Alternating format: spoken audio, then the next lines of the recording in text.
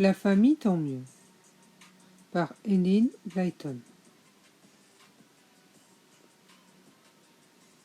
Chapitre 6. Incident au milieu de la nuit. Tout était calme. Papa et maman dormaient dans une roulotte, les enfants dans l'autre. Dehors, les rossignols chantaient toujours. Marie-Joëlle rêvait d'une boîte à musique. Soudain, elle s'éveilla en sursaut. « C'est bizarre. Où suis-je donc ?» se dit-elle en se frottant les yeux. Bientôt, elle se souvint. « Voyons, c'est la roulotte. » Qu'est-ce qui avait bien pu la tirer de son sommeil? Comme pour répondre à cette question, un étrange grognement s'éleva à l'extérieur. Puis quelque chose cogna contre la roulotte et la secoua violemment. Le bruit devint plus sourd. Quelqu'un semblait maintenant se glisser le long des parois. Marie-Joëlle était paralysée par la frayeur. Elle appela son frère à voix basse. « Nick, réveille-toi, je crois qu'on essaye d'entrer dans notre roulotte. » Nicolas se dressa sur sa couchette, imité aussitôt par Elisabeth.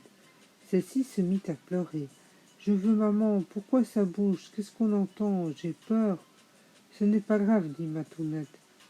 Tais-toi, je vais voir ce qu'il y a. » Nicolas n'était guère plus rassuré que les autres, mais il savait qu'un garçon doit toujours veiller sur ses sœurs. Courageusement, il lança les jambes hors de ses couvertures et alla juste se mettre debout lorsqu'un nouveau coup plus fort ébranla la roulotte. « C'est par devant maintenant, gémit Elisabeth. « Vite, fermez tout pour qu'il n'y entre pas. »« Je vais jeter un coup d'œil par la fenêtre, décida Nicolas. Peut-être que je pourrai repérer quelque chose. Si c'est un voleur, j'appelle papa. » Il passa la tête à l'extérieur avec précaution, mais la rejeta vivement en arrière. « Il y a une bête énorme qui me souffle dans la figure, murmura-t-il. « Je l'entends, assura Elisabeth. Il doit y en avoir partout, ça tape de tous les côtés. » En effet, boum, pam, boum. Elisabeth se cramponna au bord de sa couchette et ouvrit la bouche pour crier. Avant qu'elle n'ait pu émettre un son, un bruit épouvantable retentit dans toute la roulotte, ce qui faillit la faire dégringoler de son perchoir. Tout à coup, Nicolas éclata de rire. « Ça alors, ce sont les vaches. »« Les vaches ?» répéta Marie-Joëlle, stupéfaite. « Pourquoi essaieraient-elles d'entrer chez nous ?»« Mais non, reprit son frère, elles sont curieuses, voilà tout. Ça les intrigue de savoir ce que nous sommes devenus. » La roulotte se mit à tanguer. « Eh bien, vrai, » grogna Elisabeth en colère. « Vous voyez que j'ai raison de les trouver méchantes. Est-ce qu'elles vont continuer à nous secouer toute la nuit ?»« Non, rétroqua Nicolas, je vais les chasser. » Il ouvrit la porte, se faufila dehors et, à la lueur des étoiles, se trouva nez à nez avec une vache. « Meuh !» fit-elle en se retournant à pleurer. « Maintenant, ça suffit, allez-vous-en, dit Nicolas avec fermeté. Partez. Oui, toi aussi la noire, et toi aussi la rousse, là-bas. Bon, allez-vous-en toutes, et ne revenez pas jusqu'à demain matin. Nous voulons dormir tranquilles. » Les vaches, inquiètes, s'en allèrent lentement à l'autre bout du pré, où elles se tinrent quelque temps immobiles. Nicolas rentra dans la roulotte. « Quel courage !» s'écria Elisabeth, pleine d'admiration. « Elles auraient pu te faire très mal avec leurs cornes. »« Il n'y a que les taureaux qui font ça, grosse bête, » répondit Nicolas. Il ajouta moqueur. « Voyons, qu'en pensez-vous les filles? Je laisse la porte entrebâillée, nous aurons plus d'air. »« Oh là là là, non !» s'écria Marie-Joëlle. « Elles reviendraient toutes nous rendre visite. » Il ferma donc la porte et se recoucha. Bientôt, oubliant leur frayeur, les enfants tombèrent dans un profond sommeil. Ce fut Marie-Joëlle qui ouvrit les yeux la première le lendemain matin. Pendant quelques minutes, délicieuse, elle resta étendue à regarder par la fenêtre. « C'est merveilleux de s'endormir dans une roulotte, » se disait-elle, « mais c'est encore plus merveilleux de s'y réveiller. » Elle se glissa hors de sa couchette et ouvrit la porte. Elle s'assit en pyjama sur la première marche, les genoux au menton. Une griffe lui lança son chant de bienvenue. « Julie, Julie, Julie !»« Tu te trompes, je m'appelle Joël, pas Julie. » Les vaches ruminaient tranquillement. Les arbres se murmuraient des secrets joue contre joue. Un ruisseau tout proche faisait entendre son léger glouglou. Le monde semble neuf, s'extasiait Marie-Joëlle. L'herbe est brillante de rosée. Tiens, le chien de la ferme est déjà à son travail. Les oiseaux aussi. Voici une abeille qui cherche du miel. C'est également notre amie. Je le dirai à tout net. Quelqu'un passe sa tête par la fenêtre de l'autre roulotte. C'était maman. Marie-Jo, appelle-t-elle. Que penses-tu de cette belle matinée? Dépêche-toi de t'habiller, tu pourras m'aider à préparer le petit déjeuner. Marie-Joëlle rentra sans bruit, mit rapidement ses vêtements et courut rejoindre sa mère.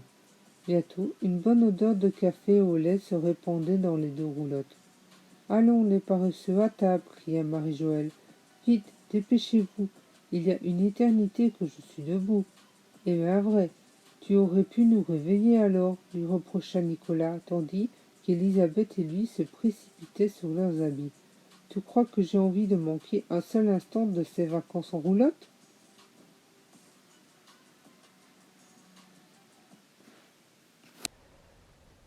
Chapitre 7. Pompon et Vaillant. Les jours d'été s'écoulaient gaiement. La famille, tant mieux, s'habituait à la vie au grand air. Les enfants devenaient bruns comme des glands bien mûrs. Chaque matin, Nicolas ramassait du bois pour le fourneau, puis il l'empilait soigneusement sous la roulotte. Balançant un seau à bout de bras, Marie-Joëlle et Élisabeth allaient à la ferme chercher de l'eau pour remplir la citerne. C'était papa qui manœuvrait la pompe quand il fallait alimenter le réservoir du toit. Maman faisait les courses au village, mais souvent, la joyeuse petite bande l'accompagnait et l'aidait à ramener les provisions. Les deux sœurs se chargeaient également du ménage de leur roulotte. Elles balayaient le linoléum, frottaient le lavabo, secouaient les descentes de lit. « Vraiment, vous devenez des enfants modèles, se réjouissait maman. On ne vous reconnaît plus. » Même les devoirs de classe s'accomplissaient dans l'enthousiasme. N'est-ce pas amusant de faire une rédaction allongée dans l'herbe ou un problème en regardant les nuages? Mais, un beau jour, la tranquillité de la famille tant mieux se trouva menacée. Monsieur Martin, le fermier, vient voir papa l'air très ennuyé. « Je regrette de vous déloger, dit-il. Pourtant, je vais avoir besoin de ce pré pour y mettre 2 de mes taureaux. Il leur faut une clôture solide, car ils ont particulièrement mauvais caractère. Or, cette prairie est la seule qui possède une barrière suffisamment sûre. » Élisabeth fondit en larmes. « Mais nous ne pouvons pas partir. Comment faire pour tirer nos roulottes? Elles sont trop lourdes. Il faudrait une voiture, nous n'en avons pas. » « Ne vous inquiétez pas, monsieur Martin, répondit papa. De toute façon, je n'avais pas l'intention de rester planté ici tout l'été. Quel est l'avantage de posséder une maison à roulettes si on la laisse toujours au même endroit? Non, non, nous voulons voir du pays. Puisque le moment est venu de partir, tant mieux. » Élisabeth sécha ses yeux. Comme les paroles de papa étaient agréables à entendre. « Mais comment allons-nous faire? Répéta-t-elle. « Nous pouvons acheter une auto d'occasion, dit papa. Mais dans ce cas, il faudrait abandonner une des 2 roulottes. »« Et pourquoi pas des chevaux? S'écria Nicolas. Ce serait beaucoup plus drôle. »« Je peux vous en vendre 2, proposa le fermier. Venez, je vais vous les montrer. » Parents et enfants s'en allèrent voir les 2 chevaux qui leur plurent d'emblée. « Celui-ci s'appelle Pompon, expliqua le père Martin en caressant un robuste petit cheval noir dont le front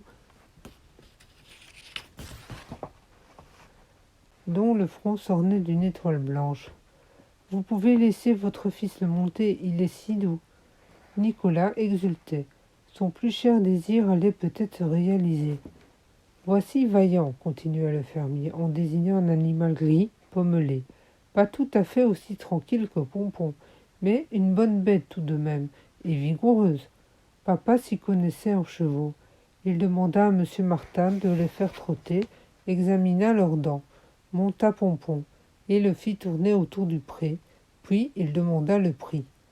Le fermier se montra très raisonnable, et offrit les harnais par-dessus le marché. Aussi l'affaire fut-elle vite conclue. Nicolas tout fier aida son père à mener les chevaux jusqu'aux roulottes. Nicolas exultait, son plus cher désir allait peut-être se réaliser. « Des chevaux à nous, des vrais chevaux à nous !» répétait Elisabeth extasiée. « Tu me plais, Vaillant, et toi, Pompon, je parie que tu es aussi gai que ton nom. Je vais demander à papa de te laisser pour notre roulotte. Nous allons bien nous amuser ensemble. » « Quand partons-nous » questionna Nicolas, qui avait hâte de quitter les lieux maintenant qu'il avait la possibilité. « Demain. Et où irons-nous ?»« Ma foi, je n'en sais rien, » répond papa en riant. « Qu'en penses-tu, ma chère ?» demanda-t-il à maman. « As-tu une idée ?» Maman réfléchit. « Pourquoi pas à la ferme de mon frère Édouard ?» proposa-t-elle tout d'un coup. « C'est bientôt l'époque des foins. Les enfants pourront aider et cela leur plaira. » « Bravo, épatant !» crièrent-ils en chœur. « Nous n'y sommes jamais allés. Nous ferons les foins. Ce sera formidable. »« Entendu, dit papa, nous irons. Le trajet durera environ 1 jour et demi, je pense. Maintenant, Nick, je vais t'apprendre à panser les chevaux. Nous nous en occuperons ensemble tous les soirs. Il faut bien les soigner car, à dater d'aujourd'hui, ils font partie de la famille, tant mieux. » La journée du lendemain fut particulièrement animée. « Pas besoin de faire les valises. Tant mieux !» s'écria Elisabeth en sautant autour de papa qui attelait Vaillant. « Pas besoin de prendre des billets. Pas besoin d'attendre un autocar ou un train. Il n'y a qu'à atteler les chevaux et en avant. » Nicolas faisait reculer Pompon entre les brancards de la deuxième roulotte. Il aurait bien voulu garder son sérieux pour accomplir cette besogne de grande personne, mais il ne pouvait s'empêcher de rire en écoutant sa petite sœur. En une demi-heure, tout fut prêt. La fermière leur apporta en cadeau 12 œufs frais et un livre de beurre. C'était Nicolas qui devait conduire sa propre roulotte. Il en était fou de joie. Papa lui avait expliqué le maniement des guides. Cependant, par prudence, maman restait à côté de lui les premiers temps. « Notre maison va voyager grâce à moi, » disait-il fièrement à ses sœurs, qui le regardaient avec envie. Naturellement, Elisabeth aurait bien voulu prendre sa place, prétendant qu'elle saurait parfaitement dire « et oh !» Mais il n'en était pas question. Papa donna le signal de départ, chacun s'assit à son poste. Papa à l'avant de sa roulotte, Nicolas à l'avant de la sienne, avec maman près de lui. Les filles passèrent la tête par la fenêtre, une de chaque côté. Papa fit claquer sa langue, Vaillant partit aussitôt à travers le pré, entraînant la roulotte qui cahotait. Pompon s'ébranla derrière lui. « Tu sais, Pompon irait bien tout seul sans que tu le conduises, » remarqua Marie-Joëlle. « Ne me trouble pas, » repartit Nicolas, « sinon je vais verser dans un fossé. »« Nous partons dans notre maison à roulettes, » s'écrie Elisabeth. « Les cheveux au vent, nous allons très très loin, et notre maison vient avec nous. Au revoir les vaches, au revoir les oies, la famille tant mieux part en voyage. » Ainsi, le joyeux équipage descendit le chemin qui serpentait, tandis que la petite Tournette chantait à tue-tête. Chapitre 8. En route pour la ferme de l'oncle Édouard. Une vraie partie de plaisir ce voyage en roulotte. Pompon et Vaillant avançaient d'un pas régulier mais lent, qui laissait le loisir d'admirer la campagne, alors dans toute sa splendeur. Le chèvrefeuille embaumait le long des haies, le blé encore vert ondulait sous la caresse du vent. Parfois s'élevait le chant d'un pinson qui les accompagnait quelques instants de son « Couy, couy, couy, Jean-Baptiste, couy, Jean-Baptiste, couy ». Des paysans travaillaient dans leurs champs. Quand ils voyaient passer l'amusant cortège, ils souriaient avec sympathie et répondaient volontiers au bonjour des enfants. Comme au bon vieux temps, disait-il, en hochant la tête. Ma foi, cela valait mieux que toutes ces autos de maintenant qui causent tant d'accidents. Pourvu que l'oncle Édouard n'ait pas terminé ses foins, ce serait vexant d'arriver trop tard pour l'aider, pensait Marie-Joëlle en voyant que plusieurs prés étaient déjà fauchés. Papa avait acheté une carte qu'il consultait de temps en temps, tout en apprenant aux enfants à s'en servir. Regardez, expliqua-t-il en suivant le trajet avec son doigt. On traverse un bois, après il y a une descente, puis il faudra longer cette rivière. Oui, nous pourrions arriver demain après-midi. Les sabots des chevaux faisaient un joyeux clip-clop, clip-clop le long des chemins poussiéreux. Autant que possible, papa évitait les grandes routes. Les petits chemins sont toujours tellement plus charmants. Lorsqu'elle était fatiguée, les filles restaient dans leur roulotte, passant la tête par la fenêtre, mais souvent elles s'amusaient à courir et à gambader sans s'éloigner. À un moment pourtant, elle s'aperçut avec angoisse qu'Élisabeth avait disparu. « Tounette, où est Tounette ?» demanda maman. « Marie-Jo, sais-tu qu'est-ce qui est devenu de ta sœur ?» Marie-Jo était assise auprès de son père, qui lui avait confié les guides pour 1 minute. Mais non, elle était sur la route à l'instant. « Mon Dieu, nous ne l'avons peut-être laissée quelque part derrière nous, » dit maman. « Je vais revenir sur nos pas avec Pompon. Marie-Jo, tu resteras là avec papa. Cela permettra à Vaillant de souffler un peu. » Maman et Nicolas firent tourner leur roulotte et partirent à la recherche d'Élisabeth. Mais ils ne la découvrirent nulle part. Elle ne répondait pas à leurs appels. Ils ne savaient plus que faire. Nicolas commençait à se sentir vraiment inquiet. Pauvre petite Tounette, elle a dû s'affoler. Peut-être est-elle perdue pour de bon. Eh ben, devons-nous continuer demanda maman découragée. Nous avons fait un bout de chemin en arrière. Tiens, voilà papa qui arrive avec l'autre roulotte. Pompon trotte à toute allure. Dès qu'il fut à portée de voix, papa cria « Nous avons trouvé Tounette. Elle s'était endormie sur ta roulotte. Elle s'était endormie sur ta couchette enfouie dans ton édredon. » Maman et Nicolas poussèrent un soupir de soulagement. La plus surprise fut Élisabeth qui se demandait pourquoi elle était l'objet de tant d'attention lorsqu'elle s'assit tout ensommeillée sur la couchette de maman. Après ces émotions, je propose de nous arrêter un peu par ici, dit papa. Nous allons pique-niquer et prendre un brin de repos. Les chevaux en ont assez eux aussi. Ils ont soif. Nick, emmène-les boire un peu à l'étang là-bas. Puis, tu les attacheras à un arbre, mais pas trop court. Ils déjeunèrent tranquillement à l'ombre des roulottes. Celles-ci brillaient gaiement, leurs vitres miroitaient au soleil. « Il est temps de repartir, déclara papa à la fin. Et s'il vous plaît, que tous ceux qui veulent dormir sous un édredon n'oublient pas de me prévenir. » Un éclat de rire général salua les paroles.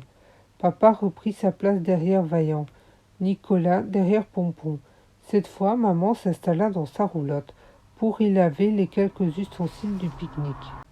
« Maintenant, tu es capable de conduire tout seul, avait-elle dit à Nicolas, qui n'attendait que cela. Cette nuit-là, ils campèrent dans une prairie parsemée de marguerites et de boutons d'or. Les chevaux, une fois restaurés, désaltérés et bouchonnés, restèrent patiemment près des roulottes. Un soir dans un endroit, le lendemain ailleurs, moi, ça me plaît, déclara Élisabeth en s'endormant. S'arrêter où et quand ça nous chante, c'est la vie idéale. Au matin, ils se remirent en route. Cette fois-ci, le trajet se déroula sans incident. On trouva pour déjeuner un endroit charmant près d'une petite rivière. Plus on approchait du terme du voyage, plus les enfants se sentaient excités. « Voici les limites de la ferme de votre oncle » s'écria maman tout à coup, en montrant au loin un petit bois. « Nous sommes presque arrivés maintenant. » Ils arrivèrent à un grand pré, où l'herbe haute, le trèfle et les boutons d'or s'agitaient ensemble. 3 hommes discutaient. « Édouard, ohé, Édouard !» appela maman. Stupéfait, Oncle Édouard se retourna. Quand il vit les 2 jolies roulottes avec sa sœur, son beau-frère et ses 3 neveux qui lui faisaient de grands signes, il put à peine en croire ses yeux. « Ça, par exemple, dit-il enfin en courant jusqu'au chemin pour les accueillir. « Par exemple, quelle bonne surprise! C'est tante Madeleine qui va être contente. D'où venez-vous? Combien de temps resterez-nous chez nous? » « Aussi longtemps que vous nous supporterez, plaisanta papa. Nous venons t'aider pour les foins. Je vois que tu n'as pas encore commencé. En effet, répondit oncle Édouard, je voulais déjà les couper la semaine dernière en voyant le beau temps, mais j'ai joué de malchance. Pourquoi? Qu'est-ce qui ne va pas? Demanda maman. J'espère qu'il n'y a rien de grave. Non, seulement mon tracteur est en panne. Impossible de le réparer avant plusieurs jours. Tant mieux, s'écrie Nicolas. Comment tant mieux? Fit l'oncle Édouard tout surpris. Oui, expliqua Nicolas, nous t'amenons du renfort. Pompon et Vaillant. Je suis sûr qu'ils tireront ta machine aussi bien qu'un tracteur, n'est-ce pas, papa? D'ailleurs, ce sont de vrais chevaux de ferme. Ma foi, ce que tu dis n'est pas sot, mon garçon, convient oncle Édouard. Cela nous permettrait de commencer les foins demain. Je n'en reviens pas. Quelle série de bonnes nouvelles! Une famille entière qui nous rend visite, 2 chevaux qui me tombent du ciel. Allons, tant mieux, mais venez donc jusqu'à la maison, nous allons raconter tout ça à tante Madeleine. Les enfants se précipitèrent vers leur bâtiment, dont on apercevait les toits suivis de grandes personnes qui discutaient avec animation.